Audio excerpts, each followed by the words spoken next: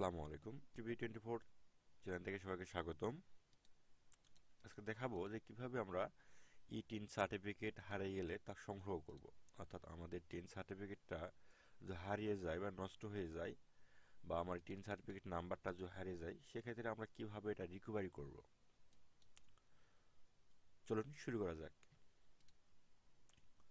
প্রথমে আপনি যে কোনো একটা ব্রাউজার নেবেন। এটা মোবাইল ব্রাউজার নিতে পারেন, আপনার মোবাইলেও করতে পারেন, কম্পিউটারেও করতে পারেন। এটা স্বাভাবিক বিষয়।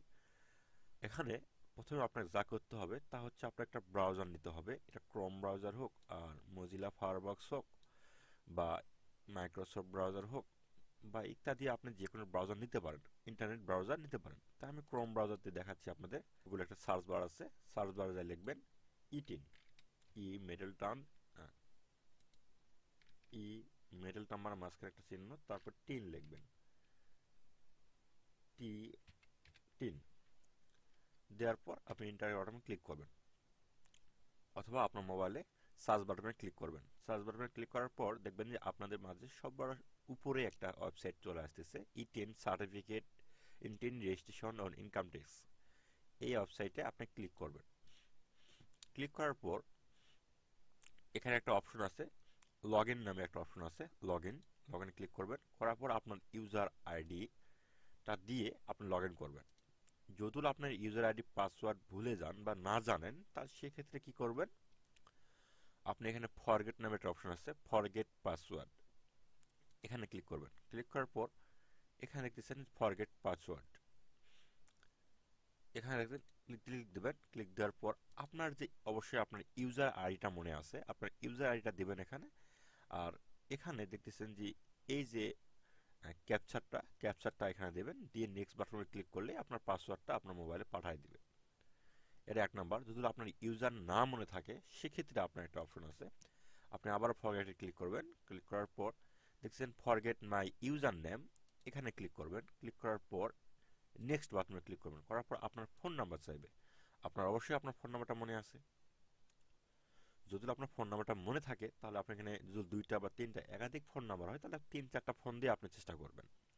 দেওয়ার পর এখানে দেখতেছেন যে নামের যে ক্যাপচারটা, এই ক্যাপচারটা দেওয়ার পর নেক্সট বাটনে ক্লিক করবেন। তাহলে দেখবেন যে আপনার ফোনে যে নাম্বারটা আপনি এই টিন অ্যাকাউন্টটা খুলছেন বা খুলে দিয়েছে কেউ, তখন আপনি তার এই ফোনে, মানে আপনি যে ফোনের নাম্বারটা দিচ্ছেন, অবশ্যই সেই ফোনে পাসওয়ার্ডটা চলে যাবে। আর এখানে আরেকটা সুবিধা আছে, সেটা হচ্ছে এখানে ই10 রেজিস্ট্রেশন করার টাইমে অবশ্যই নিজ এনআইডি কৃত সিমই এখানে বহন করতে হয়। তাহলে অবশ্যই আপনি বুঝতে পারবেন যে সহজে কিভাবে আপনার এই পাসওয়ার্ডটা ফরগেট করা যায়।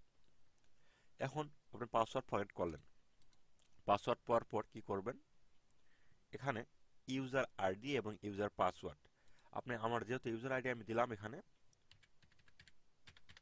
দিলাম, ইউজার আইডি দিলাম, দেওয়ার পর দেখতেছি পাসওয়ার্ড দিলাম। পাসওয়ার্ড দেওয়ার পর আমি লগ ইন বাটনে ক্লিক করলাম। লগ ইন বাটনে ক্লিক করার পর দেখতেছেন যে এখানে view tin certificate, view tin certificate, এখানে ক্লিক করার পর দেখবেন যে আপনার সব টিন সার্টিফিকেটটা এখানে শো করতেছে, এখানে শো করতেছে। তো এভাবেই আপনি ই টিন সার্টিফিকেটটা এভাবেই আপনি ডাউনলোড করতে পারেন বা প্রিন্ট বের করে নিতে পারেন। এখানে দেখতেছেন তিনটা অপশন আছে, একটা প্রিন্ট সার্টিফিকেট, একটা সেভ পাস সার্টিফিকেট এবং ইমেইল সার্টিফিকেট। আপনি যদি প্রিন্ট করেন, তাহলে আপনি সরাসরি প্রিন্ট করে প্রিন্ট আউট করে বের করে নিতে পারবেন।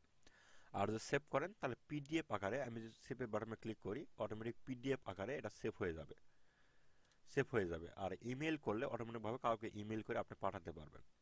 তো সাধারণত এইভাবে আপনার ই10 সার্টিফিকেট বের করতে হয় যদি হারিয়ে যেয়ে থাকে।